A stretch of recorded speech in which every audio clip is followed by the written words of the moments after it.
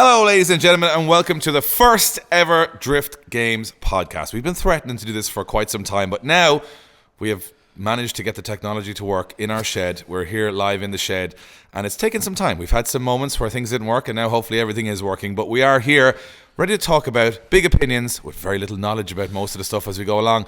My name is Dave, and I'm joined by my good friends in Drift Games, Adam and Josh. Josh, how you doing? I'm good, Dave. How are you doing? Good. I'm doing great.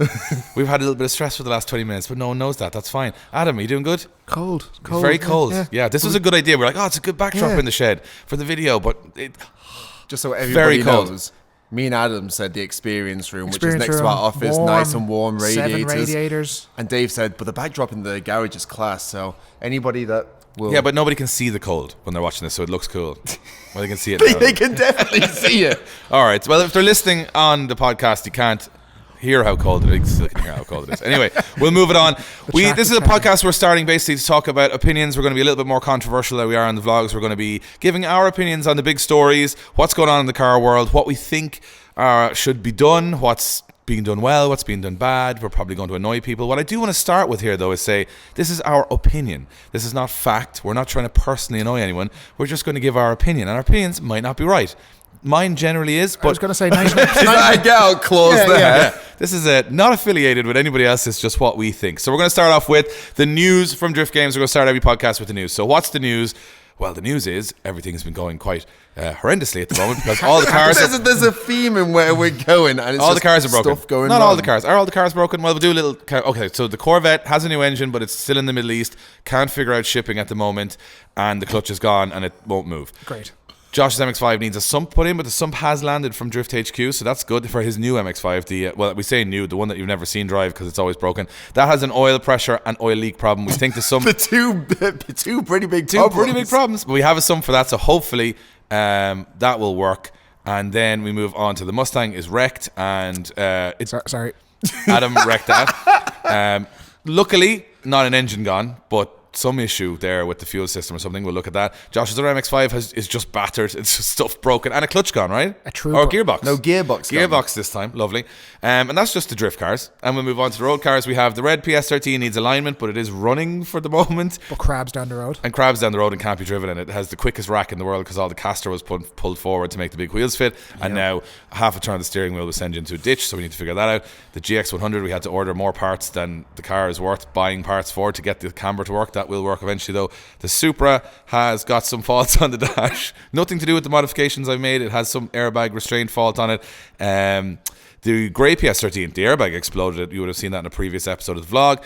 And let's see, what else have we got that's terrible? I think that's all of our The cars. E46 blew up. Yep. That's a good one. Sorry. Yep. Even the ones that aren't here. Even the ones that aren't even around us are blown up. Day before collection. Yeah, day before collection. Test drive. Took it Went well. Yeah, went well. Blew up. Head gas gone. Class. Another engine going in right now. Class. So hang on a second. So that's the fourth. That's the fourth E36 to make 46. one Yeah. E46 to make one E46. Yep. Is that how you do it? It's sort of like a stew now, that car. It's like a stew of E46s. A Frankenstein is the only way to describe it at this point. It'll all pay off in the end. You got a CD player from one, you got an engine from another, you got the interior from, it's all pretty bad. But we're going to get them all fixed. It's going to be great. S15's doing okay, except it's off for body work. We haven't had it back for anything to go wrong with it yet. So that's still... Because you haven't driven it anywhere, that's why. We haven't driven it anywhere is a good point there. And also we have to go through the whole customs and VRT thing, which is going to be an absolute nightmare. I'm already... That's waiting to be misery. Waiting to be misery. They're going to say, and just I'm wrapping not it. misery I guarantee yet. I'm going to go there and go, well, this is a great car, but now it's blue. You're going to have to do another customs. Anyway, it doesn't matter. I'm still modifying it. We're getting it ready. What are we getting ready for, Adam? We're getting ready for Dubshed. Dubshed. We're heading... All the Japanese cars that we are preparing for Dubshed, which Yep. is at the start of April. We have to give ourselves a deadline here, or else it's going to go on forever. So we're hoping to get all the road cars done by Dubshed. We're still waiting on a couple of dates for the Irish Drift Championship. I was actually talking to Mr. Kieran Hines today, so they're being worked on. But we're hoping then to put a whole calendar out for the year to basically say where the tour is going. We're going to call it a tour because it kind of is a tour. A year-round tour. A year-round tour. We're going to Europe 5 times. We're going to the Middle East once. We've one more roll next week. We've one more roll of the dice there. And then we're going to America 3 times. Twice we've explained. One we're going because it's the Link ECU Riverside Drift 50k shootout, which is I'm competing in against the likes of Adam LZ and Chelsea. No, I don't know what that's going to be like. They're like, do you want to do it? I was like, yes. You think you'll do well? Come back to me. Yeah. We shall see. We shall see. In a car I've never driven before. I think it might be a Corvette though. So if it's a Corvette, I should have some experience. Will you compete? Yes. Will you be competitive? Yes, Adam, I will be competitive. We're supposed to be like building up his confidence here. This is not the channel for building up confidence. That's No. Everyone's like, oh, they all think they're great in drift games. Like, well, don't worry. For whatever anyone thinks we're We great, will put each we other will put down each other on down the enough level. that we will have no confidence by the time the thing comes around. And then we are going to go to Drift Week in November. But we got called during the week about another event in April, but I can't say what it is yet because there's still contracts. I was I don't know how just going to people say. are. Sorry, you go first. I was just going to say, I wasn't sure if you were going to say that or not. I thought that was top secret. It's top secret, but I haven't said what it You is. haven't said what it is. But I'm saying when it is. It's We're in doing April. stuff, but we know when it is, but we can't How do tell we you what it expect is. everyone else to know what we're doing? I genuinely have lost track of what we're doing. Josh, You lose track of a day ahead of yourself. you were in the customs in Saudi Arabia, and you said, "Where are you going? I don't know. Who are you going with? I don't know. When are you back? I don't know. Where That was are you actually now? an I don't island. know." That was the Irish custom. Josh turns up to the airport and goes, where are we off to? Where are we going now? Airport, 10 o'clock, Josh. He's like, no more questions. Yeah. Well, yeah, Pack my shorts and my winter hoodie. see where I end up. that's what level it's got to, though. It's kind of like you get your shorts and jeans, and then you just hope for the best. It's exciting, though, because we want to get all of our streetcars finished for Dub Shed so that we can use them for the rest of the year. Because obviously with COVID for the last 2 years, we couldn't be Don't going anywhere. mention. Can't mention it? Doesn't It's it? gone. So yeah, I was going to say, what is it? It's Disappeared there the other day. Yeah. The minute we stopped with the masks, we started with the bombs. That's just how the world works now. Yep. And that actually brings us on to our No, first topic. let's not go into that on this. We're going into our first topic. We're going deep. We're going deep because we said to people we would discuss things that were brought up during the week. So this is the first topic I want to talk about, which is, and I'm probably going to end up not being very liked by the people who run the championship, but the RDS statement this week. That was one thing that hit me. Obviously, this is not a political podcast, so I'm not going to talk about the war. We're going in Ukraine. pretty political in But I think the drift it's world pretty, right yeah, now. but it's pretty hard to stay away from that topic at the moment. It's the biggest topic in the world. It's justifiably horrendous situation in the Ukraine with the Russian army going in, and this is all very well documented by everyone else, so we don't need to go into that. Where we're trying to relate it to is car culture, obviously on this channel, and I read their statement from we're going to call them RDS, but it's the Russian Drift Series for those of you who aren't familiar, and a lot of big names compete in that championship, including James Dean and Jack Shanahan and drivers from all over the world. And they have a very good championship, don't get me wrong. Very big fan of RDS. They've done great things over the last while. Very professional championship. They've taken on a lot of stuff. But they put out a statement, and it's obviously a very difficult position for them because they're in Russia and everything's being shut down in Russia. Everyone's shunning all the sporting activities in Russia. Formula One pulls out. Everyone's pulling out. All the athletes can't compete. Then they obviously think, okay, well, everyone's going to think the RDS championship's not going to go ahead, so we need to put out a statement. Now, whether people know this or not, we run the outward-facing media for Driftmasters, so we're pretty aware of how this stuff works. So if there's an announcement or whatever, you've got to be very careful. You've got to sit down, how you word it. You know there's tens of thousands of people are going to read this. You have to be very, very careful. The statement they put out, to me, was baffling. Like, it was one of the things that I looked at and went, I think it was the most brief statement as well, size-wise. Like, you'd expect it to go into more detail or something that's going on. If I'm not mistaken, it was about 7 lines long. It was essentially all systems go. We're still going ahead, but not only are we still going ahead, we're also launching a Russian European series. yeah, I've brought it up on my phone here because it baffled me when I read it because I was like, what are they going to say here? And probably just to, sympathize with the situation. More news coming soon. The championship still. There was no real good way of saying it, but what they've, and I know it's a translation from Russian, so that might have got lost in translation. But what it basically said was, we're shocked about what's going on in the world. Not appalled or disagree with it, just shocked that it happened, and we all are as well. That's fine, I can get past that. It says RDS continues to work on holding a full championship, 7 rounds in Russia, and I go, okay, fair enough. And then they go, plus a 6 rounds of Europe. Like, in the same statement as you're saying, we're really shocked that we've gone into Europe, and everyone in Europe obviously is very pissed off with us because of this situation. But this is the year we decide we're going to start a European championship. See, this is something that I'm not sure is lost in translation. So it's 5 rounds of the Russian championship. 7. Yeah. And then it's 6 of Europe. 6 of Europe. Oh, I completely missed that. No, there's no other way of saying the launch. In their press conference, they've launched a European series. They've launched a European series. And again, this is not me trying to say it. I mean, obviously, Driftmasters, whatever, and we are part of that. But to launch it in the statement about the invasion of Europe. To be fair, it's got people talking. I don't understand it. But I don't understand how you can have a Russian series in Europe. It's like having an Irish Drift series in Kuwait. Like, Well, they're having an RDS Europe, which means a Russian Drift Series Europe Championship, which is like, I think at the best of times, that would have been a hard one to launch, Oh, especially with the name of it. It's very confusing. It's like saying it's the Irish European Drift Series, it doesn't really make much sense. Yeah, No, like if it if was an this- RDS tour in Yeah. Europe, I would go fair enough. Like we used to do the Irish Drift Championship versus the BDC, and he kind of had held. I wasn't rounds. sure if it was going to be like an exhibition of they're affiliated with the FIA in Latvia, so they could have dummied onto that event. Yeah. But I the mean, fact is, to yeah. launch a championship at this time seems very insensitive. And that just got me thinking of what the mentality of people in Russian drifting is at the moment. Because we know their news and that stuff has been very whitewashed with different things. And they've been saying on the news, oh, we're liberating the people of Ukraine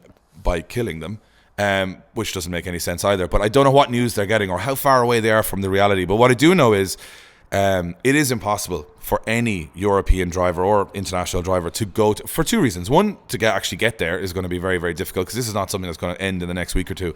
But also, from a moral standpoint, a lot of people will say, and I know straight away, because you can let me know what you think of this in the comments below, a lot of people would say, hey, that's drifting and that's Russian drift. That's nothing to do with the invasion. It's totally separate. That's what I brought up in the office earlier this week. I kind of had that opinion, but that's a very kind of small-minded opinion of it because the F1 has nothing really. Obviously, the F1 is way bigger for the economy and stuff like that in Russia, so they would be pulling out. They'd have way more of an impact than the Russian Drift Championship.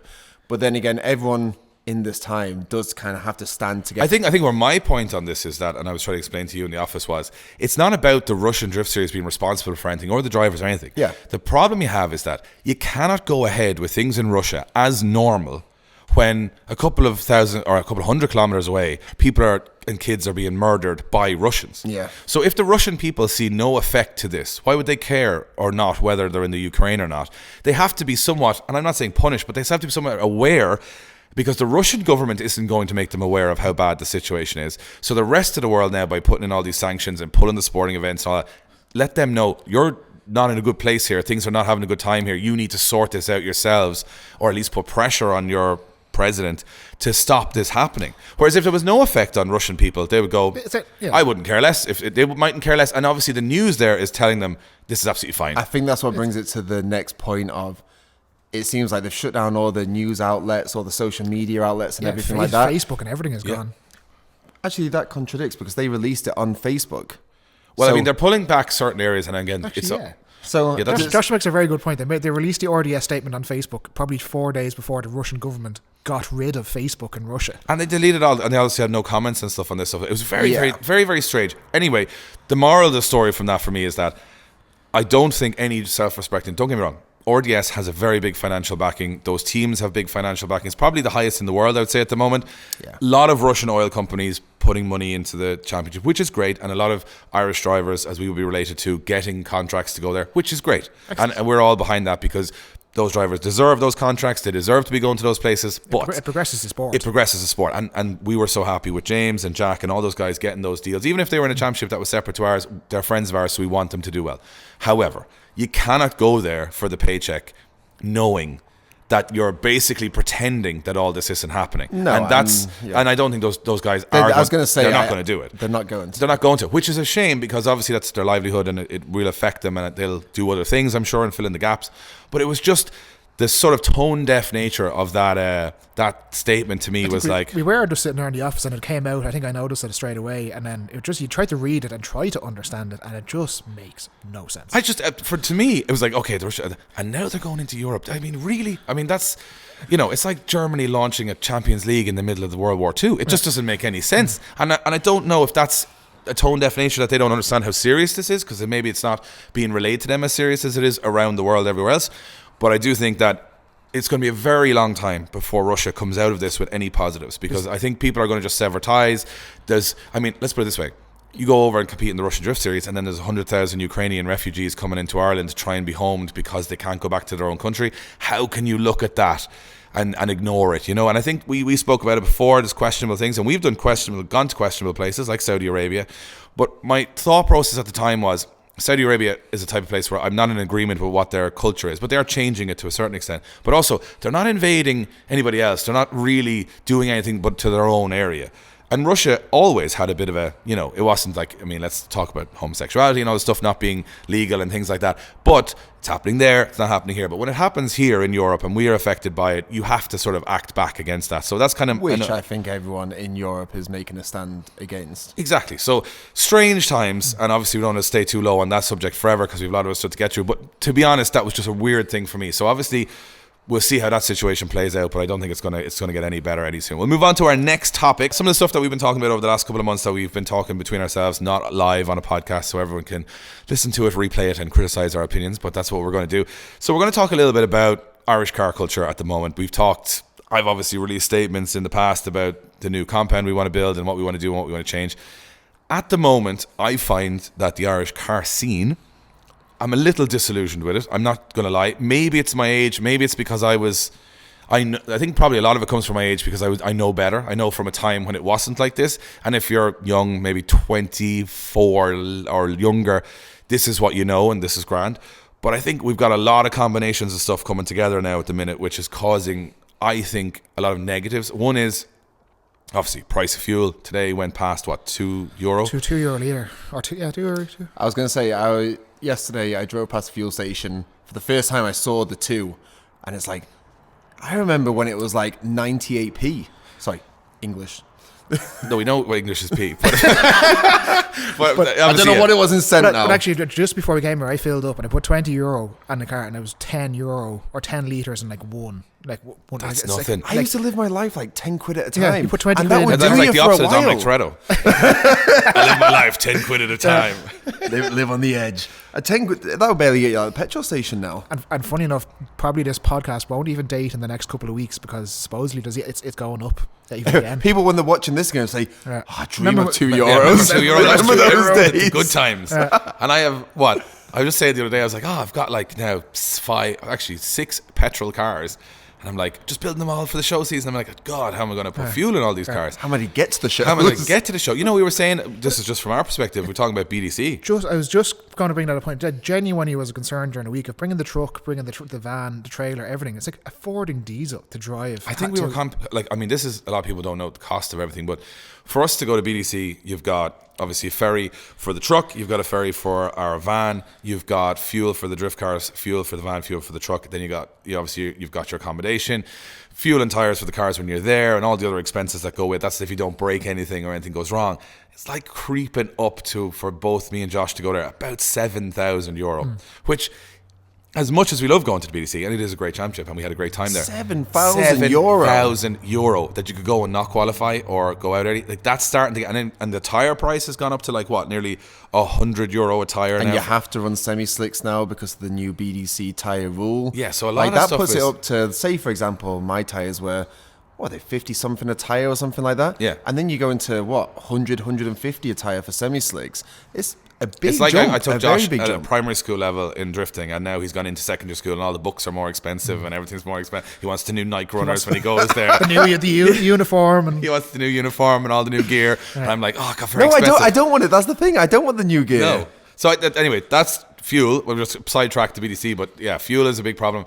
Insurance, I'm going to say insurance is a problem, but it's always been a problem, so it's nothing new. yeah, like kids these days give out, like when we were young, it was like 3-4 grand. For Yeah, it was still cars. expensive. You just did it. I still find that absolutely bonkers. Yeah, and I mean, let's not get into it. We get into the Ireland versus UK argument later on, where we'll get totally depressed. But I think that's one thing. And then the other side of it is that obviously we now have a situation where cars, I mean, if you think about it, what we use as car culture, right? Like, let's be honest, people weren't, especially our generation or even my generation, weren't buying brand new S15s or Altezas or whatever. We were waiting until the second-hand market came along. Then we were getting into all these cars, right? So we were getting into those cars maybe when they were like 5 to 10 years old, right?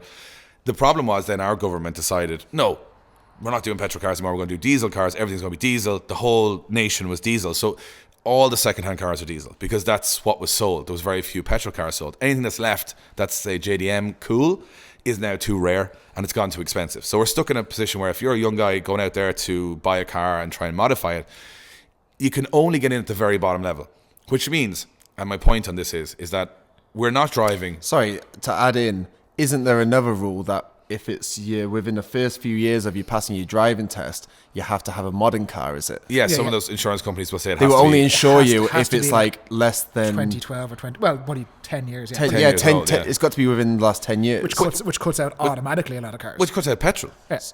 Because every car that was sold in the last 10 years Yeah. is diesel, pretty much. Then they woke up and went, "Oh crap, diesel's really bad." as well." Volkswagen lied to us. They lied. No, get back into petrol hybrids again. And then the next is going to be petrol hybrids and then electric, right? Yeah. But the problem I have now is that you've got a very big car scene. You've got people into cars. Loads of people into cars. Everybody loves cars. And if you listen to this podcast, you obviously love cars. But it's such a watered down, horrible situation for being in cars, because the good cars that you want, the JDM Legends, way too expensive now. Even me, who has some, will say I've overpaid for some of the cars I've had, and they're not, big statement, not worth it. I mean, they're worth it in terms of nostalgia and cool to me because I lived through that, but in terms of cars I was themselves, just going to say, you sit into your GZX or GX100. GX100. GX100. Yeah. It's not a nice place to be. no, it's not. It's old, it's brown, it's like granddad interior. It's a granddad interior. Yeah. So if like a 19 or 20-year-old lad got into that, or he could step into a Mark 7 or 8 Golf, he'd go, Oh, and Mark 7 or 8 Golf is far better. Bluetooth, like sat-nav, fancy cruise control. And again, I'm not disagreeing on any car. I'm just saying those old JDM Legend cars, you really need to love them or love that culture to be bothered, right? So most people won't be bothered because the car is too expensive. Like the GX100s you mentioned. But think about it. I don't know what I paid for that car. It was like sub 10,000 euro at start. $7,000 or something. That was a cheap one. Cheap one. Yeah. Imagine you paid 35,000 euro for a JZX 100 and that has the same interior as Yeah. that. And you're looking at that going, Yeah. wow, this is like proper 2017 BMW. You're trying to money. see this girl down the town. You pull up on that, and she pops into like granddad's chair. She's like, "This lad." Did your dad give you this car? Yeah, he is. No, this is cool. He is broke. Yeah, this thing's actually really expensive. When you have to start explaining it, yeah. it instantly becomes uncool. It's got a 1JZ under the hood. No, my girlfriend said, she was like, what is that bloody two-tone Grandad mobile outside? And I was like, oh no, they're class now. Everyone loves them. She goes, did you put big shiny wheels on the Grandad mobile? I was like, and she goes, the best thing was she goes, so you repainted it the same Grandad two-tone when you could have just put it any colour? I was like, well, pretty much, yeah. It's the Gio Yaris complaint that we come up in the office. It's like, if you go to a house party, talk to someone who's not into cars, and you have to explain you drive a Toyota Yaris, and you go, whoa, no, it's really fast and it's really cool and it's all this stuff, and you're like, you've already lost him, gone. Oh yeah, they're going. I thought he was doing well with himself. He's Now he's got a Yaris. He's driven a Yaris. driven a Yaris. It's like, Oh, no, no, it's a 70 times grand. It's must 70 be grand bad. Yaris. 70 grand It's Yaris. 70, Going, it's fine. that it's doesn't fine. exist. A 70 grand Yaris. He got ripped off. Yeah. Is there like diamonds in the Yeah, seats? exactly. Yeah. But no, it's the thing. And now we're in a situation where I think, and my problem with this would be, is that, look, any car, and I think any car is a good point, you can make look cool. Any car. Whether it's a Nissan Juke or a Micra or a Corsa or whatever, you can make them look cool. And that was very much where I came from originally in the car scene, was that you could only insure yourself in a 1 litre up to 1.4. Well, all of these cars behind you look terrible as standard, I think. Yeah. And So Josh's MX-5 still looks terrible. it does, to be fair. It is just in the background, yeah. Yeah. I am referencing it. But the thing is, I think what's the problem with that now is that, and I don't get me wrong, I think cheap cars are fun, and I say cheap as in there's not much cheap left. But what I would say is that I like in my car, I think the problem is that because the cars aren't that interesting anymore, and I'm just being honest and saying, you go to a car meet, the diesels, and they're all kind of the same. And then even the IS200s, and the IS200s have this like little card that they slide across the table going, it's like not a great car and it's very slow, but it does rings, and it's got the rings card. If it didn't do rings, nobody'd care. 140 horsepower, slow, and they all look the exact same. They all just lower them and put them on those wheels. Which again, to me, goes, this is an IS200, can actually be a very good looking car. There's so much you can do with it. But this style of, I'm putting it on springs and leaving standard wheels on it, but I'm a car enthusiast, starts me thinking that maybe car enthusiasm, or enthusiasts, it's now more about going around in your car and having the crack and drinking and all that, rather than the car itself being of any interest. And I think that's what I'm looking at in the car culture now. I remember the car culture was like, people would work away on their cars, do a lot of unique stuff, work, put all their money into it, and then they'd bring it to a meet and everyone would go, wow, that's really cool, you look what you did. And it was all about the guy standing back. You know what I just thought? And I've literally only just thought it now. I saw the steam coming out of your ears. You know, it's my breath. I think it's the internet that's ruined that bit, because if there's a friend Jack with the Golf R, and he did the swirly exhaust or something. And that's a bold thing to kind of do that. And he put it online and he got absolutely slated. But he's like quite a bold person. He likes doing that. He likes causing controversy. Whereas I think people are scared to go out there. I think that's why the max power did, because people used to build the car and bring them to the show, and then it was like-minded people that would appreciate it. Yeah. Whereas it has the whole car scene on social media ready to lay into anyone that does anything a bit out the box that they may not think's cool, and it kind of shies people off from it, I think. But then at the same time, you've got to look at, popcorn limiters, massive big things on the back window saying inappropriate things and going, these guys are not afraid to go too far out there. The thing is, what I'm trying to say is that kind of went across that point, maybe. No, I think you're right. I do think that some people are afraid of, on the internet, people saying, I don't like your car, right? Which again is not the point. The point is you like your car. We always say that here. So I build cars publicly, and as you guys can see from the comments, you shouldn't put those wheels on it. You could do that. That's the whole point. Opinions are great. You get told you can't do stuff to your car. Can't do stuff to that. Can't do that to that. Or people who used to own the car before will come and say, oh, you've ruined it. I'm going, it doesn't bloody matter what you think. You don't own the car anymore. So I've got past that going, I build the cars the way I want them. And I'm not saying I'm better than anybody else, but I've gone down that road for many years of like, I don't want to offend anyone. I'll do the right thing and I'll put the right thing on it. But you get bored of that because essentially you're building somebody else's car. You're not building your own car. But what I think is my point on all this was, to bring it back around, is, do you think it's becoming more about the culture of being at a car meet, messing, driving around with your friends in the back, drinking Buckfast stuff, and the car is almost just a tool to get you to the meet rather than the car itself actually being of any interest at all? Do you think that's what's happened, where it used to be the car getting the attention, now it's all about the person getting the attention, the individual, who's the maddest, who puts a cone on their head, who does this, whatever. And that's when it started with the whole head in the exhaust. I was just going to head say, in the exhaust Josh thing. I mean, that's Holdsworth nothing to do with car enthusiasm. That's just trying. Like, I'm not all for the head in the exhaust and your face going black and everything, but it is hilarious to watch. It is hilarious. Like, I would never, like, not for a second would I do it myself. But when you see a video of someone do it, it is absolutely hilarious. Do you think, always a scaldiest lad. Obviously. And he's obviously the guy there that came in the back seat of another lad's car, because no one's going to drive around with their face like that. Do the exhaust thing again. He does it great. It's now, this could sound like three old men shouting at kids, right? But at the same time, I'm going, where does it lead us to? So let's say 3 more years of this, right? And then you're at a point where if people aren't going to start into car, like, for example, and I'm trying to get this point across the right way. Now it's about TikTok, right? It's about 15 seconds of fame. Anything you can do, you got to do it in 15 seconds. If it's the maddest thing in 15 seconds, doing a ring, the exhaust thing, whatever. That's what gets people attention. But the problem with that is, to get attention from a car takes a long time of building, a long time of saving, a lot of heartbreak, and we'll be laughing at the start of the show. Building cars, like nice quality cars, takes ages. It's really depressing at times. It's way too expensive, and it's a lot of hard graft, right? To buy a car, put on a set of lowering springs, and go off that weekend doesn't take a whole lot of effort to do. So, like, when you say enthusiast, you're going, he's enthusiastic for 3 days. Take it to the garage and collect it in the evening. And then it all becomes about the weekend and the going around messing and all that stuff, which is fine. And I'm not against anything that anyone does. I'm just saying, if people don't put the effort into the cars, then the car scene is just a load of lads going around. It doesn't matter what car they're in. They could be in their mum's car, which I'm sure a lot of them are. But I'm saying that, like, it's a case of saying that those long builds where you see a car pop up that you didn't know about before and go, wow, look at this guy's build. I do miss a good forum build. Yeah, I'm not Drift Ireland forum, like a long, about 30 pages of just like, I did this on this weekend, I did this and this little bit, and then you'd see the car in person. Now it's just, as I say, it's like Instagram or TikTok. It's gone, flick. I hate to say we have turned into those people. You know, when you were younger and you would look up at someone who was our age, and then you say, look at that old fart talking like this. And we're now those people. We're those people. And I think that is the problem. I think our mentalities have changed, and the way that we grew up, the times have changed. Like you said, like, instead of watching a movie, you'd rather slide through 30 videos that are 15 seconds long and get your comedy there. Like, comedy's sort of changed from, like, actual comedian sketches and stuff like that to people getting a football chucked to the head or whatever it may be. Like, I do think the world is changing. Well, I mean, when social media... We are stuck in the times, and we find it very hard. When social media came along, it was all about, sharing photos, sharing whatever you're doing, right? Now it's about endorphins. So every social media app, I mean, these are huge conglomerate companies that own these things, know that their only game here is to keep you entertained and on their app as long as possible. Long, drawn-out things are not going to do that. So they give you fast, quick, throwaway stuff. All of it's throwaway. So, like, TikTok, for me, because we've obviously just gone on TikTok, we're big TikTok guys. We're big TikTok guys now.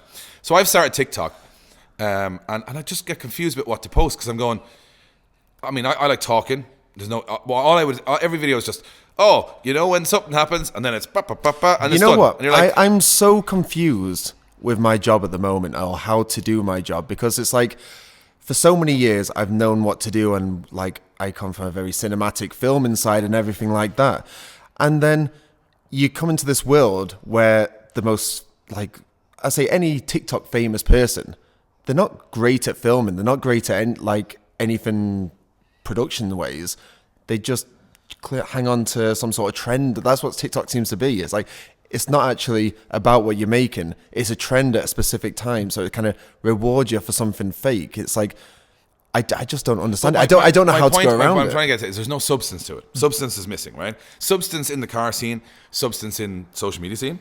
So, for example, Is it related? It's substance. Like, nothing has substance. So it's like quickest, fastest, easiest way is all that people want to do because it's convenient and people want convenience. So as you said, you go to college, you become a videographer, you learn about video stuff, you do all your camera stuff, you learn over years and years, and you eventually can make very cool cinematic stuff that looks great. Now a guy picks up a phone and in 50 seconds has completely wiped that last 8 years It's away depressing, from you. and we always made jokes in the office with, it was Alan Hines at the time making the virtual drift layout for the championship. And he blew my videos away, and he was just playing one night and then do a screen record of his run, put it up there, and he'll get like 200,000 views. And then I'll be working for a week on some, what I thought was a masterpiece, and he'll get 10,000 views. And it's like, so much time and effort went into that, whereas the other thing doesn't. But that's the thing that interests people more. And then who's to say what's better and what's not? Or Well, the thing is, they have to invest in your thing because if you're giving them a cinematic piece, it's going to be 3-4 minutes long. You're going to have to get in with the emotion of the story. They don't want to do that, most people. They want to just go bam, bam, bam. And that's even if you look at YouTube and the way we have to do YouTube now. People are like, they can't even wait for the or the in between two words. I have to cut all that out. You have to cut between the words because people go, I don't want to hear that half a second between those words. I need it now, all day, every day in my face. The problem is you're getting thrown all this all day, every day. And then people in the car scene go, well, it's not about, this is my opinion, it's not about achieving anything here. It's about being popular. It's about being trendy, getting on the trends, doing the TikTok. I think that's the thing. And the thing is, what I'm saying is, we've been very fortunate to build a career out of what we do. But the only way we can do that is because there's substance, right? Because in TikTok, and a lot of people who are very, very popular in TikTok, they don't make any money out of this. This is just popularity. And I think people are completely lost now in the world between popularity and success, right? But it comes back to our YouTube channel where people say, oh, they're big on YouTube, they must be absolutely raking it in. And you're like, if you see, People say, all that YouTube money you guys are all that getting. It's YouTube like, money, what money? We have bought some cans of Coke with that. if you put the YouTube money directly into, you barely wouldn't put the lights on in this car. If we would come down here for a day and make a video, I would say that the money that we make from that video would barely pay for our lunch. Oh, it wouldn't, from YouTube revenue, Yeah. absolutely. But the thing is that we obviously build it on a bigger structure than that. We have a lot more going on. Yeah. But say, for instance, I'm just saying it. Say we said, right, tomorrow we're going to be TikTokers, right? We're going to be me. I can't. I've tried it. I know. We don't know what we're doing, but we're going to learn. I'm going to start dancing around here now. We're shuffling morning to night. We're slapping people across the face. Josh, don't stop dancing. Yeah. Just Josh whipping is it. trying to get a golf ball and a golf cup for 3 hours a day. And we just do that, right? You'll get loads of views. And maybe you have 1 million TikTok followers. Or maybe you have 100,000, right? But is that what companies are now going to add? They probably will, because it's like Instagram people. It's the same thing. The problem is companies just give views. people will just give those people. But then how do you make an ad in a TikTok? Because a TikTok is a trend-based thing. So if you make an ad, nobody's going to watch it. It's No, not but now, like, now TikTok, you can go 10 minutes. no. What I'm saying is on Instagram, people would follow the person and they would go through their stories, right? So the stories is where they were advertising their products. But TikTok doesn't have stories. What essentially is TikTok is only successful as that video is, right? So if it's an ad, they won't watch it. And you don't have time unless you're going to do a 10-minute TikTok, which I don't think will work as well. So it's a weird platform where you could have 200,000 followers. You might make absolutely nothing out of it. You might make something. I don't know. Again, it's the new phase of what's happening. But I miss the days of a long build to a payoff. Yeah. And I think like when we were, I think a good example of this would be Neil at Juicebox. So he's got this. We're still waiting. We're still waiting. They'll have banned petrol by the time he goes to get Yeah, it. I was Petrol will be gonna say- €9 a litre by the time Neil starts the I was car. going to say, that was started in the forum build times. Yeah. And it's still going. But what I'm saying is, the build of that creates an aura about that car. Oh, yeah. And creates a story and creates an epic journey. Like if I see it, if that car, or probably whenever that car makes it to a show, I'll go and look at it and go, oh, that's that car. Yeah, From that, And you will know every little bit that's Yeah. gone into it. And I'd it's say so it's similar personal. to Phil Morrison's Murcielago in Driftworks. Yeah. Similar to Stansworth's building that Ferrari at the moment. Similar to a lot of the Hoonigan builds, which will go on for quite a time. But I'd say it's even somewhat the same as Games Changers. Yeah. Because we went to BDC. You know what? That was true because we built a following for those cars. People talked to. I remember when we first went to BDC, people were talking about stuff that I completely forgot about. I was like, "How do you know this? Were you in the garage?" It's like, "Oh, we documented it." Yeah, that's one. But we like the story because I mean we're always storytellers. That's what we want. Yeah, we're old school. We're old school. So when it was an Irish Drift Championship round or a Drift Masters, whatever, we'd love to tell a story, put emotion in it, have people invest in it. Because if someone watches something for longer than 15 seconds, they're kind of getting an emotional road and they want to. And the problem now is that the world is telling us, no, fast, put it out there, just do a burnout in the car, run over Josh, pretend to run over Josh with the car, put that in 15 seconds, smash a window. Where do we sign up for this? Don't give them ideas. But what I'm saying is, you know what I mean? It's so false. Yeah. Because nobody's life is 17 hours of shuffling, right? And no one's life is pranks all day. But they're doing this to get views. So if everybody's competing for popularity, the substance below it goes out of it. And I think that's the problem with the car scene as well. As much as you can blame fuel and cars and all that stuff, that's all kind of always been there. Like when I was starting off, 80s, 90s Porsches were 10 grand cars and then they became 30 grand cars or whatever. The same thing. It always happens. The older cars become more expensive. Mark IIs and all that stuff. Corollas were still quite expensive. And now we're in the next phase of that. But the problem is that social media never existed back then. So now social media is all about the sharp, get it done, get it funny. And I know I sound like an old man, but like there's something I like quite about investing myself in a project or someone and following their story. And I think that still exists very much like Adam LZ or... You know what? I think it guys. actually is... Oh, you all right? It's just struggling to get my words out. It reminds me of, say, a great comedy film. The laugh is sometimes maybe the start of the joke at the start of the film and the punchline maybe at the end, but it's a lot more rewarding to you, the film, if you got to like kind of like, it's clever comedy. Whereas in maybe some recent comedies, and we have this argument the whole time, is like, okay, there's a the snowball fight going on. Oh, there's someone walks in and he wants to stop them. You know the snowball is going to get hit him. It's only a matter of time. It's about the instant. It's predictable. It's the instant gratification. So when someone buys, say, a Golf or an IS200, you know where they're going with it usually. So it's very predictable. Whereas if someone puts time into, say, our builds, the Corvette and the MX-5, no one knew where we were going with that. We changed every component. There was different engines, the way we were going, what we were doing to it. People actually had to follow that to realize what they were doing. So the payoff is... It's bigger, but what shows the change in that is that now everybody's doing, I built my GTR in 4 minutes videos, in 10 minutes. They have to dumb it down for the people that can't have the patience. And we noticed that in Games Changers. People fell off at the middle and they came in at the end. Because they don't care. Like, I just want it done now. It's like he's at the middle stage now. I don't have to wait on TikTok or anything for anything. I get everything now. And I think that's the problem with a car build. So going forward, do you think, regardless of money, petrol, whatever, even if someone had 30 grand in their bank account for some reason and they were 21 years of age, I don't think they'd be arsed going through the process of building a car, because they'll go, well, I got to build it now. It's probably going to take 6 months to 8 months to build it. There's going to be loads of ups and downs and phone calls and running around and all that stuff, and I'm not arsed. Whereas I could just buy an IS200, put a set of springs on it. This Saturday, I'll be doing hoops in a car park with the lads in the back. They're much cleverer than we are. But we have the problem. You get the instant gratification, but it's white noise. Nobody knows who that guy is or cares who that guy is because he's just done the same as everybody else. And you end up with a worse product. You end up with everybody kind of turning away from the product because there's nothing like really special to talk about. But no, this brings us on to the other point that we bring up a lot. Does it make it more relatable because they're all doing the same? So all those people are really into that. And that's more of a, like we always say, if we wanted to grow our viewership, we're getting IS200 and do the things that everyone else does. Yeah. And it's relatable to everybody else. So you potentially get a lot more views. We just don't want to do it ourselves. So that's the reason that we don't do it. The problem we have is that if we wanted views on YouTube and views on those things, that's easy. We know how to get that. But it's not us. So if it's not us... You don't get the respect from those views. You would just be doing it for money, right? And for popularity, which therefore makes it a job. And it's also not what you believe in. No, it's not what I believe in. Because I come from a time, and like many years, moons ago, where you would know the person because of their car. You would say, that person in that car, I know that guy. I know how much is in that. Forum names. Yeah, I know who he is. That car is serious. Can't wait to go have a look at that at the weekend. Now it's like, every car here is like, I could build it in an hour and a half if I wanted to, and I don't care, right? Because nothing's that individual about it. I think that's the problem. It's the payoffs are too short and small. When the long payoffs don't happen anymore, you get a bit bored of the car scene.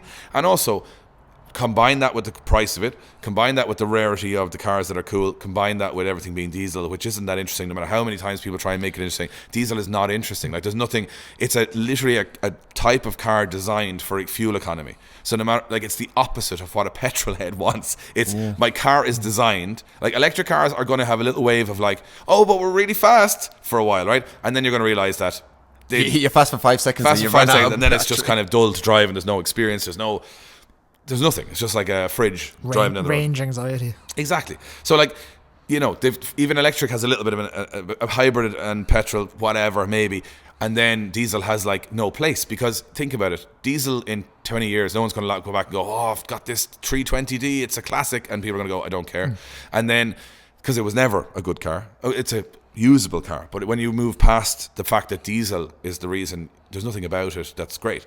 The problem we have now is we're in that lull. So what do? And we try and say we'll inspire the next generation to, doesn't matter if the car is €1,000, 10,000 euro, whatever, to be unique, to spend some time in their shed, to do some work, to be unique, to do whatever. Not for the sake of a 15-second payoff, but for like a longer payoff of people respecting your car and seeing it at a show. So we hope to see more of that this summer. We did see a good few show cars last year, but I will go as far as to say... It very much is out there. I will go as far as to say that I do think a lot of those people are 30 plus. That are bringing those cars to those shows. Absolutely. I would 100% say that they're cars that are from our generation of my car is my pride and joy, not something I use to get around to the next party. That's just a car. It's like people who say, oh, I've got this as a daily. You can only have a daily if you have another car that is impractical or whatever. People say, oh, it's the new daily. I'm like, you only have one car, so it's just your car. That's what it's called. Now, you can get away with that if it is unpractical still. You can have an unpractical daily. No, you can't. It's only a daily if you don't have another... If you're driving everything every day, it's just a car. Well, it's still a daily. You're driving it daily. No, but why would you call it a daily then? Because you're driving it daily. But it's just my car. Does my dad call his X5 the daily? It's his daily. Do you know what I mean? Like, it's his car. It's just a car for going around. You have to have one that's a weekend car or something else to have a reference point. I don't know. You have to. But car shows are back this year. That's COVID did kill it a bit last year. Car shows are back. The scene could come back with it. I'm hoping so, because we're going to a lot of shows this year, and I'm hoping to see... I mean, I love going to shows because I want to see stuff I haven't seen before. I want to see a car that arrives in and go, that's cool, or that's different, or look what he's done there, or whatever. I think that's the exciting part. I think the big turner is going to be Modified Live. That's the big one. What turns up to that? Yeah. I think so, yeah. That's probably... Well, the last Jap Fest was you had to have your vaccination to get in. Good times, so, yeah. Back in the good times. When But was COVID? just even clarify that, because that was just a once-off event because it was 10,000 people. Like, that was a stance that is only being for that event. That won't be coming back. So, no. Yeah. Yeah. Everybody come to Modified Live. But that was, I would say that show, again, there were some alright cars there, but we didn't see the full potential of what I think lockdown builds as well. A lot of people have been building stuff during lockdown. And that's going to be the first show. I'm not being negative here. I'm just saying, if everyone's at home scurrying away on these cars and building crazy cars that we're going to see this summer, I'm amazed. But what I've been seeing is, you know, Boras and Golfs, and so I'm not saying anything wrong with these cars. I'm just saying, I don't think you could turn around and go, maybe people do. Maybe the echo chamber of, I have a Bora, you have a Golf, and you have a 320D. I think it's what you're into. But are they into it because... I'm telling you, for a fact, they're into it because they have to be. Because that's the only option they have. Which I respect them still being into cars. But it's because of these... I wonder if there's anybody listening or watching that actually can expand on that. That does have... Well, we don't know. But we're not against these people or anything, because... These people. I like that. These people. I'm saying, I'm not against any of it. But what I'm saying is that... And we're the same. We have no... Like, if you're into cars, you're into cars. We love everybody into cars. And to be honest, I like all... I've seen lovely Boras and Golfs and all this stuff. But what I'm just saying is, are they driving those things because there's nothing else to drive? Or because they genuinely choose it? Or because they've nothing else to drive, it becomes a hobby within it anyway? And that's probably the case. Well, I think that's the thing. Like, if you're a new driver or whatever, and you have your budget and you have your selection of cars, and like you said, there's not a great selection of cars out there. There will be mostly diesels and everything like that. So... you're forced into that. So if it's your first car, it's your pride and joy and everything like that. So then you start looking at other cars and modifying it that way and everything.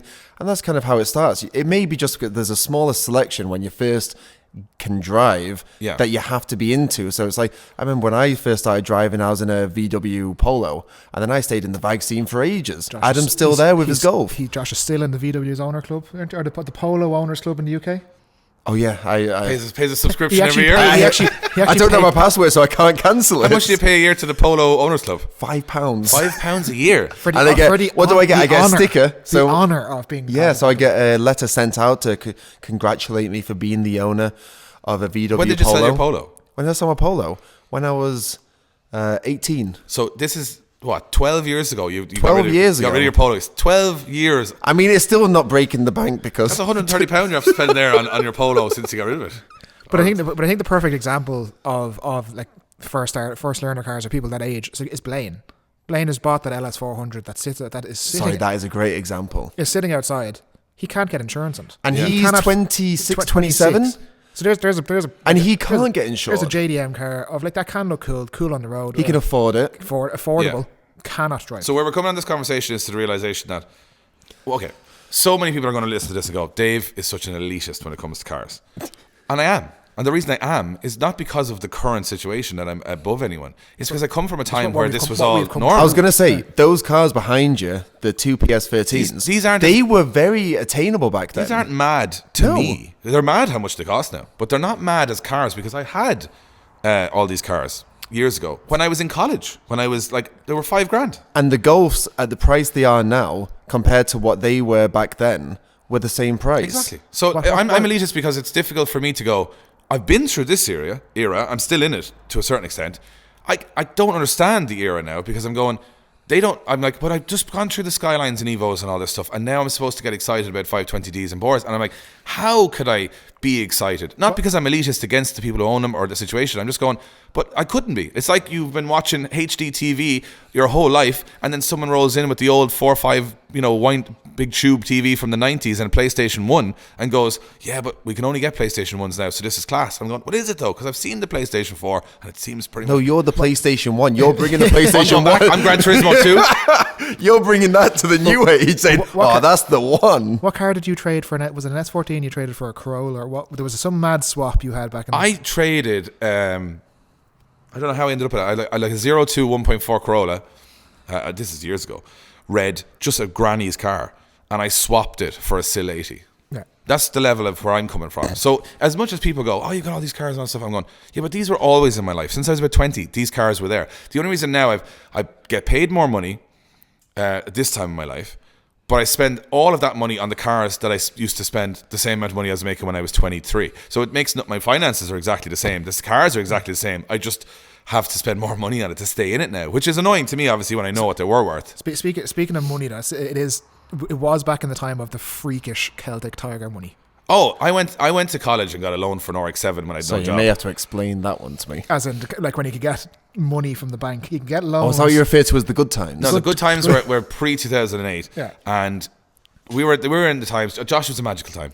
You go into the bank and say, they gave you the money before you asked. They'd be offering you the money. Go on, have you enough money? Yeah, you can go in, I don't have a job, I want 30. You've got a loan for a car. But as you go, I don't have a job, I want 30 grand. And they go, that's no problem, do you want 45? And you go, absolutely. This is a time when your postman would have 2 houses in Spain, Josh. Do you know what I mean? This was this is the good times. People like normal people who worked in Tesco had saunas and jacuzzis at the back of their house. People were living the dream. And we were too, because I was in college, I went in and bought an RX-7. I think the RX-7 was €15,000 at the time, which is expensive at the time for an RX-7, like a really mint one. And I went in and said, I want to buy a car. And they went, no problem. No job, no bank slips. I think I was already 400 quid in the overdraft at this point. And they just went, off you go. Bought the car, never looked back. And then I think at one point, I remember a brilliant time in college when, was it Ulster Bank? Maybe it was Ulster Bank or AIB. It was AIB. Decided they would pay you €500 if you set up a bank account with them. All you had to do was set it up. Just had to set it up. And within a day of the news of this, you had the busiest AIB. I'm in a college town in Maynooth, where there was about 7,000 new applicants. And my God, the night out after was something. There was boys rolling down the streets, session on, lads were falling out the night. 500 quid for nothing. But what they didn't realise was that they would come looking for that 500 quid back. What? Oh, yeah. It wasn't like just a... No, it was like a 500 quid, but you had to then put so much money through your bank account over 6 months. But no one had a job. This is absolutely insane. Nobody read that part of it. They just went, you got to be there to give you 500 quid for nothing. So and geez, I must have got 700 letters through the door from AIB by the end of it. Eventually I had to pay the 500 quid. But This was the good times, right? And then we were buying cars because everyone had money. They were buying everything. So like, I sound like I'm talking about yesteryears, like Lord of the Rings. But people didn't care as much about a car. Yeah. Like, say, for instance, I have 2 PS13s, which people think is mad. When I was in 21, my housemate and I both had PS13s. And that was 10,000 euros worth of cars there in the garage, right? Or in our underground car park. And nobody would care less. Like, if you had a PS13, someone would go, yeah, fair enough, he's got a PS13, whatever. Be like kind of having I'm trying to think of the equivalent now, a Golf. Yeah. Golf diesel Golf GTI would be a good example. And I would say, it was like great, and you were into it, whatever. There was so many cars, nobody cared. And you would go to car, you could swap a car. You just go, I'll swap your car for this car, and we'll go here. I remember one night going to a petrol station on my way home in my 86 Corolla, met a guy who had an R32 4-door, and I came home with his car. We did the deal in the petrol station. We got chatting for about 20 minutes, and I didn't even come home with the same car I left with. And it didn't matter because they were all worth about $5,000. So like, your car wasn't that much of an investment that you cared. But now that they're worth 25, 30 grand, whatever they are, which is insane, the car hasn't changed. Our opinion of the car has changed, or the price of the car has changed, and inflation has made a lot of that make worse sense anyway. But I do understand that these cars now, to people, like I've had people going, like when someone says to me now, like, it's sad, they go, I'd love a PS13, but I'll never be able to afford one. I'm going, 1, dream bigger, son. But 2, how is that now? Like, I achieved this guy's dream when I was in college playing Call of Duty for 9 hours a day. Because it was a $5,000 car. They do seem a little bit unobtainable, especially and I know because the worst thing is, to me, some of them PS13s, I do like, that'd be a bad example, but some of these cars, the 86 Corolla, it's not unattainable. Like, it's not my dream car. It's not worth the money. Whereas to someone, when that was the best car to them, whatever, then they're still going to like it. With nostalgia. Yeah. You buy it on nostalgia. I mean, you like those stupid, what are they, Volkswagen bus things? VW campers, yes. Horrendous looking things. Well, you used the same point against me. And I said, I don't get the 86 thing. You said, well, you like them, I don't get them. And it's like, I do get 40 grand or 50 grand for a bus with 7 horsepower that can't get up a hill and doesn't even have a radiator. But I couldn't just... Cool, Joe.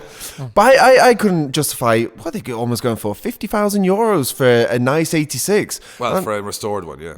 That's just bonkers. A 1.8, are they... Doesn't take it for a drive and you quickly go... I drove yours, Dave, and they're horrendous. They are. Very impressive. I would say that they're not horrendous, but they're slow. But they're not great. But what I'm saying is that if you look at it from, I think, and you can let me know in the comments below, but I think from watching Adam LZ and watching all these different YouTube guys, a lot of the younger generation are looking at these cars as these massive icons, right? Just like we would look at, say... Not we, but we still... YouTubers are definitely the reason for pumping up the price on cars. Exactly. But 350Zs, everyone in Florida got one. And now it's the cool level of the car, the nostalgia of the car and what it represents. I get that. They are cool. Don't get me wrong. I have them, so I know they're cool. And they're the only reason I have them is they're cool. Because if I was to lay it beside a Golf 4 and go, well, what is this winning at? Nothing, right? No Sylvia's winning at anything except for the feel, the soul, and that old school vibe. Or how they look. I like how they look. But... I think those guys, if they drove those cars that are aspiring to them, what car did I drive that I was like, never meet your heroes? I think it was a old Porsche. It was like a 90s, the old wide body Porsche, which I really liked, and I ended up driving one. And they're pretty woeful. Like, pretty woeful now as a car to drive. And I was like, God, would I spend 70 grand on this? And I have no idea how they drive. And then I've invested 70 grand in it. And then I get it. And I go, and if it goes wrong, it's... No, you have to like it at that point. You're invested. You have no choice. You just go, it's savage. Yeah. And you're going, I have to drive it now every Sunday and go, it doesn't start. This doesn't, that door. Get the battery pack. Get the battery pack. That's squeaking. This is this. Yeah, because I'm buying cars now that, let's say, take the Supra away, because I that's a modern car. It's pretty much not in the... I won't count that in this. But I know what a PS13 drives like. I know what all these cars drive like. I've driven a lot of these cars in the past. So I do have a bit of education on what I'm buying.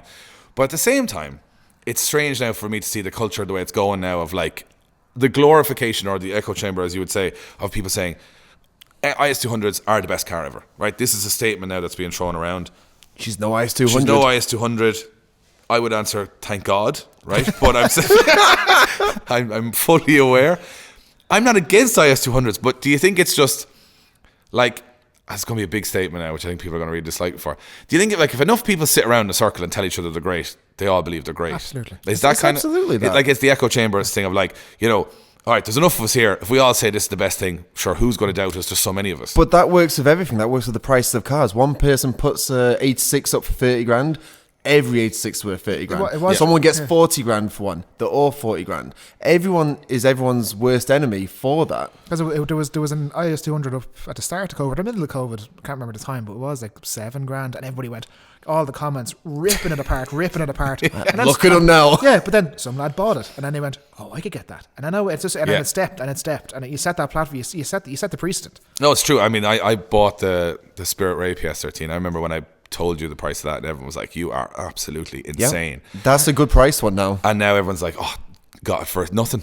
And I said, "I paid 6 times more than the last one I sold." And they're like, "What was the PS13 or the 180 you put into the drift count, the WhatsApp group? It was like 28 grand for a stock like, 180. It was But this, I mean, why not? If your man can get 28 grand for it, off he goes. Some maniac is going to pay. Be like the 500 quid from the AB, be on the session. Free money. But I think that's the thing. It's like, I think it sounds like we're being very critical here, but I'm always looking at it from a critical point of view of saying, where does it go? What do you, like, we got to look at it. Obviously, our job is invested in it. We want cool cars to still be there. We want shows to be cool. We want good content. And it gets disillusioning for us because we're going, well, is there a car culture there that we relate to, that we want to keep? And there is, of course, lots of people that we know, and lots of people that we see at the meets that we go, that's a very cool car. And it doesn't matter how much it's worth, whether it's €1,000 or €100,000. I just like the vibe of a car, how cool it is. It doesn't matter what it is. But I just think at the moment, people are like, oh, you should come to this. We're doing Diffin for the day. And I'm going, yeah, but that's great fun for you because Diffin is the pinnacle of what you've done so far for the crack. And I don't have a problem with that. And again, I'm saying that. But I've been to Formula Drift and Drift Masters, and I've drifted, it's very hard for me to come back here. And that's not being elitist. That's being full of experience to come back and say, lads, if you just go another level up here, there's more crack to be had. They are tidy hoops, though. Tidy hoops are fine. I mean, I just say, King of the Ring, that's nothing to be laughed at. Like, they have serious talent. Like, we tried it. Oh, it's hard going. Like, what did we last? Like, a second in the circle going around the cone? But what I'm trying to say is, if something is obtainable, and because it's obtainable, you tell everyone it's brilliant, because everyone can do it, then nobody's going to try and obtain any more than that. Do you get me? Like, when I started in drifting, James Dean was trying to go to Formula Drift, because that's where you were trying to get to. And look what he did, and he did it all. But if James had said... Took him a lot of years, though. You won't do it in 15 seconds. Exactly. But if someone said it's going to take you, which it did, I think, take him 10 or 15 years to get there. Yep. So, like, if nowadays they go, but I could just go do rings now, today, tomorrow. Why would I bother doing all that? Do you think that's a problem of, like, a long-term goal is not something I think a lot of people think about with cars or... even career paths or whatever. It's like all about the instant. What can I do today? What can I do tomorrow? This weekend? That's all I'm worried about. And I think if you look at a lot of people message me and say, I want to get into YouTube. I was like, be prepared that in 3 years' time you'll still be going, this is terrible, like me and Josh all the time. See, that is one thing that we obviously see a lot. And when people say, like, the most asked question is, how do you get into YouTube? And we watch other YouTubers give the advice, and they say, don't be in it for a few videos. It's there sometimes 5 years before what they did catch on. All the ones that we watch, TJ Hunt, Daily Driven, like, they're churning out stuff maybe with no results for 3 or 4 years, and that's like we're still having no results at times, and we would be annoyed. And by it gets you down, and it's hard to get through those barriers. But like, we have the sight of where we want to be, and we believe in what we're doing that much that we're willing to keep on going to try and get those. But a lot of people say to me, and I'm saying, well, if you're willing to do something night, morning, evening, you day, have to love it every day for 4 years, which is what we've been probably doing on this project. 4 years, every day, every weekend, every minute of the day, you're thinking of stuff, taking big loans and putting all that.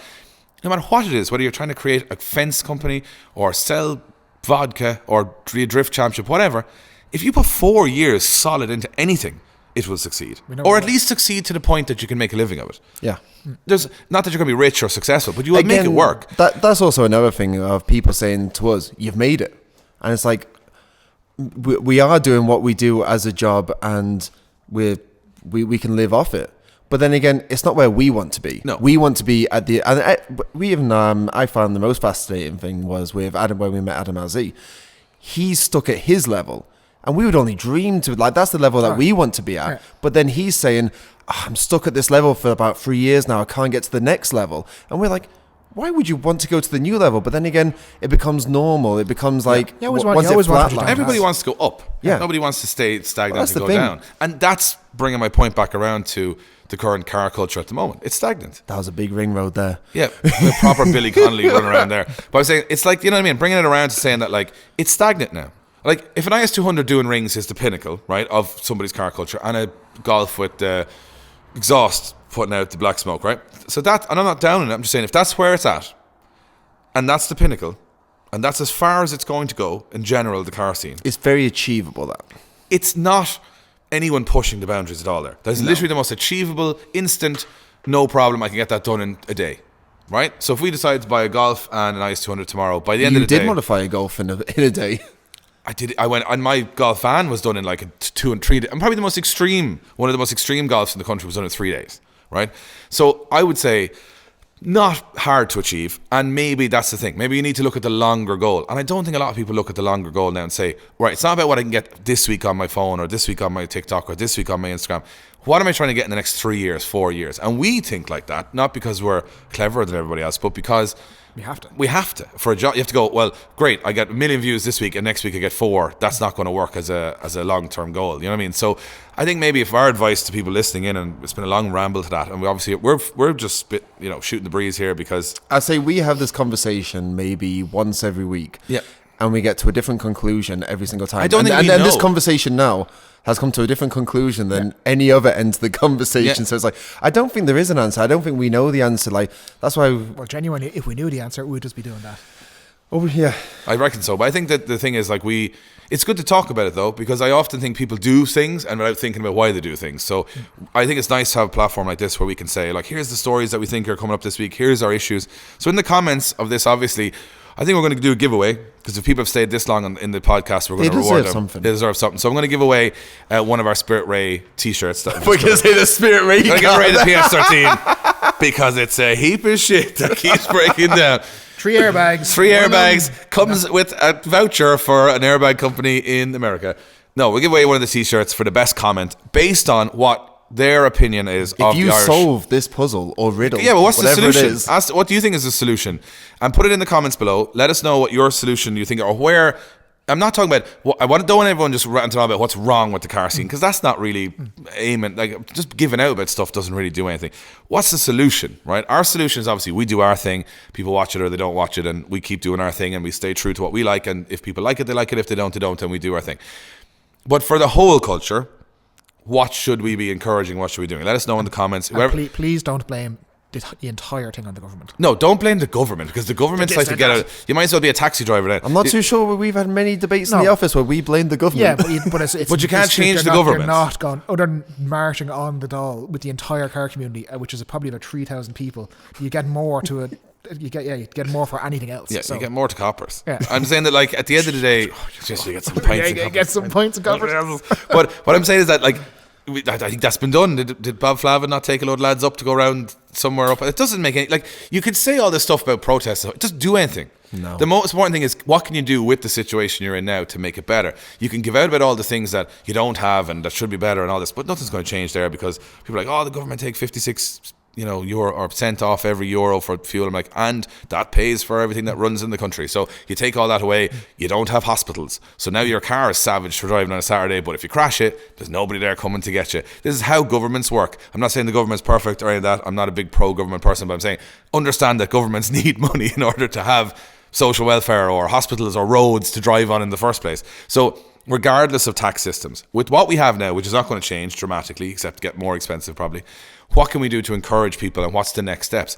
Let us know in the comments. Write something thoughtful, not just, oh, the government are robbing everyone, because that's like literally like saying blah, blah, blah, blah, right?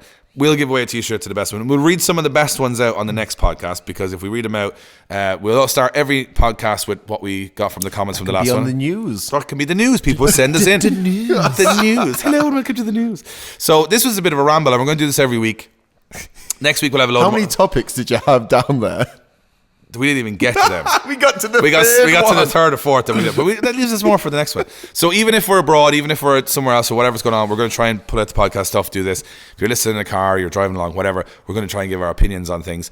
And doesn't mean those opinions are right or wrong, because we still don't know the answers, but we're trying to discuss them because maybe someone out there has some answers and we can put them into our psyche, and then we can help do something better with the community. Everyone asks about the compound as well. We're still working on that. Absolute shambolic at the moment with the pricing. And honestly, people think I've just forgotten about it. It's the government's fault. It's just the government's fault. It's fuel. March on the Dáil. We're going to march on the Dáil for the compound. We're gonna yeah, that's pretty. We're gonna have a protest. No, it's just been taking some time. Should have answers in the next week or two, but I've said that a week or two ago as well. Everything It's literally just planning. That's it. It's planning. planning. Do you know how boring it is?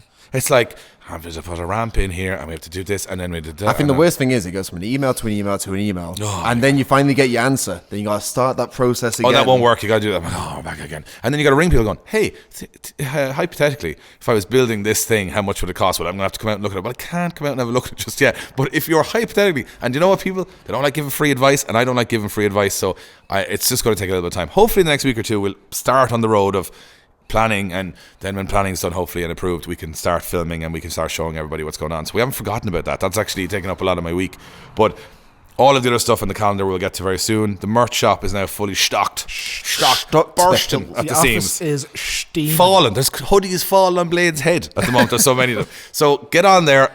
If not for Blaine's safety, I'm getting buried from all the clothes.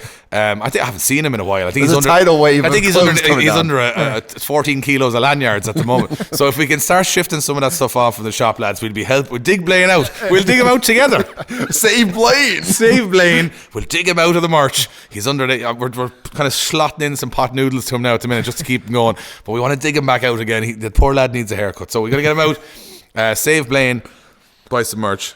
Probably pays for all the other crap we have. The door broke on the shed as well today, so yeah, we tried to start, then the recorder wouldn't record. The door. I think we just roll through the troubles that we had at the start. So the recorder that we're recording this on now wouldn't turn on. Wouldn't turn on, and then it zapped the power from the microphones in, I would say, Bluetooth 0.2 seconds. Yeah. And then the door wouldn't close, Dave so it was going to be. it'll go up. Wouldn't It won't come down. Oh yeah, what goes up doesn't come down. The tripod, which you can't see, is on a barrel of fuel because the tripod snapped off in it. Safety first, kids. Barrel of race fuel, holding on to it. What else? We blew 2 fuses in plug adapters. Everything was against us, but we made it through and we did this Tried to take some podcast. pictures, but the lights stopped working. If I forgot to press record now, that would be the most embarrassing. Oh no! Just for us getting through, good the sound effect. Just for us getting through the first podcast. We didn't even do this. We did the sound. Hey, thank you guys. Okay, that's the fake. That sound good. Like that. Tell a joke, Dave. Josh's driving ability is great. There you go. Alright guys, make sure you subscribe to the channel. We're going to try and get this stuff on Spotify too as well. Remember in the comments if you've got any opinions on anything we've discussed, Or let us know. subjects you want us or to subjects you discuss. want us to discuss going forward, let us know. Also remember, all these opinions are our opinions alone and not the opinions of our partners or sponsors or anybody related or affiliated to us. So just our opinions. Calm down. And Don't get too aggressive Don't at get us too now. aggressive now. We're kind of putting ourselves out there. We don't want to be turtled back in the shell, next week. Anyway, we'll be back next Wednesday night with more of this. Hopefully you'll be listening along, having a good time. We've kept you company. Hope you're keeping well. And we'll see you guys on the next one. Good night and God bless from Adam, Josh, and Dave on the Drift Games podcast. You did a real sign off. I was doing like a radio one. It was good. That wasn't it? was you in the zone. Good there. night. Now the news. Top of the hour. Time for the news. Play us out with smooth jazz, Josh. Yeah, smooth jazz. Play us out. Smooth jazz. Oh, that's lovely. That's lovely. That's really calmed me down at the end of that. Then I just got some more guitar solo. I don't want funk. I want anyway. Goodbye.